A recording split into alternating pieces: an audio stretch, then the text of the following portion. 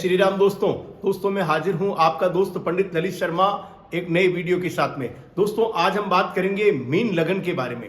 दोस्तों लगन की श्रृंखला के अंदर ये मेरा 12वां वीडियो है जो मैंने आपको लगन में बता रहा हूं।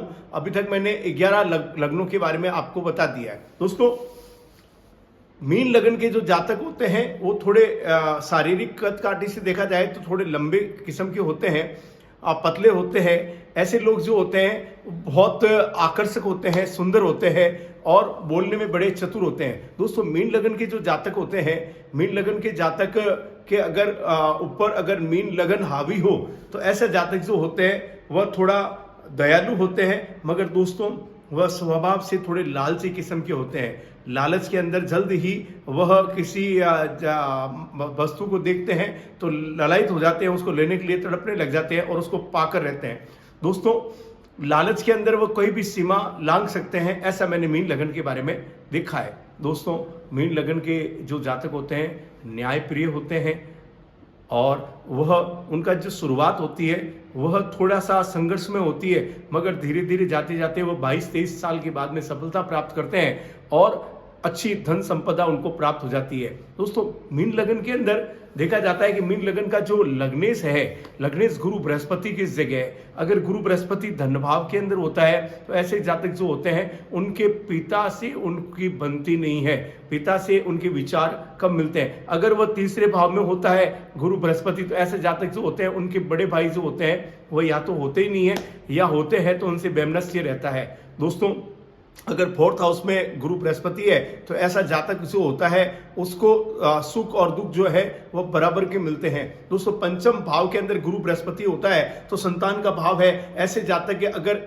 एक गुरु बृहस्पति अगर सिंगल वहां बैठा है ग्रह तो ऐसे जातक की जो प्रथम संतान होती है वो प्रथम संतान जो होती है वो जीवित नहीं रहती, ऐसा मैंने पाया है। मगर दोस्तों अगर वो प्रथम संतान लड़की हो तो वहां पर संभावना उसके दीर्घायु होने की ज्यादा बनती है, ऐसी संतान रहती है। अगर लड़का होता है तो वो संतान नहीं रहती है, मैंने मीन लगन की कुंडलियों में अधिकतर देखा है। दोस्तों अगर छठे भाव में गुरु बृहस्पति हो तो ऐसा जातक जो होता है वो दुश्मनों के लिए बहुत कह सकते हैं कि एक शक्तिशाली होता है, उसके सामने दुश्मन टिकते नहीं है, अजात शत्रु किस्म का वह होता है। दोस्तों सप्तम भाव में गुरु बृहस्पति जो होता है ऐसे जातक के अगर खाने पीने में उनको सावधानी रखनी है, अगर सावधानी नहीं रखता है तो मीन लगन के जातक जो होते हैं उनके सप्तम भाव में, जहां मैंने और भी कहीं लग्नों में देखा है जहां गुरु बृहस्पति सप्तम भाव में बैठता है वह पेट का ऑपरेशन जरूर होता है। दोस्तों अष्टम भाव में गुरु बृहस्पति आयु बढ़ा देता है, 9th भाव में भाग्य बढ़ाता है, 10वें भाव में व्यापार बढ़ाता है, 11वें भाव में लाभ बढ़ाता है और 12वें भाव में अगर मीन लगन के गुरु बृहस्पति बैठा है तो ऐसा जातक जो होता है वह धर्मप्रिय होता है, बहुत पर्यटन करता है, धार्मिक प्रवचन उगर देता है। गुरु बृहस्पति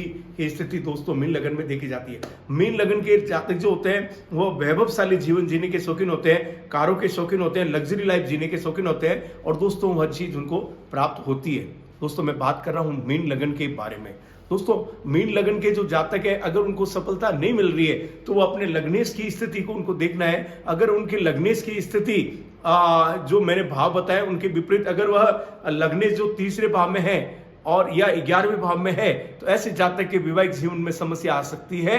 ऐसे जातकों को गुरु बृहस्पति का उपचार करवाना चाहिए। दोस्तों अगर फिर भी आप मीन लगन के हैं, आपको सफलता नहीं प्राप्त हो रही है तो दोस्तों जो मेरे फोन नंबर आ रहे हैं उस फोन नंबर पर आप व्हाट्सएप से संपर्क करें, मैं आपकी मदद करूंगा। मीन लगन वालों को एक सफेद सुनेला जो है वो अपने राइट हैंड, अगर लड़का है तो अपने राइट हैंड के अंदर उसको धारण करना है प्रथम उंगली के अंदर, और अगर लड़की है तो उसको अपने जो लेफ्ट हैंड है उसके अंदर प्रथम उंगली के अंदर एक सुनेला धारण करना चाहिए। दोस्तों पुखराज भी धारण किया जा सकता है, मगर पुखराज के अंदर क्या होता है कि दरारें आती है, नुकसान होने की संभावना ज्यादा बनती है। मीन लगन वालों अगर आप अपना भाग्य बनाना चाहते हैं तो एक बात मैं और कह रहा हूं, आप अपने आलस को त्यागे, जल्दी उठे और सुबह सुबह सफेद जवार कबूतरों को डाले, आपका भाग्य खुल जाएगा, आपका भाग्य बन जाएगा।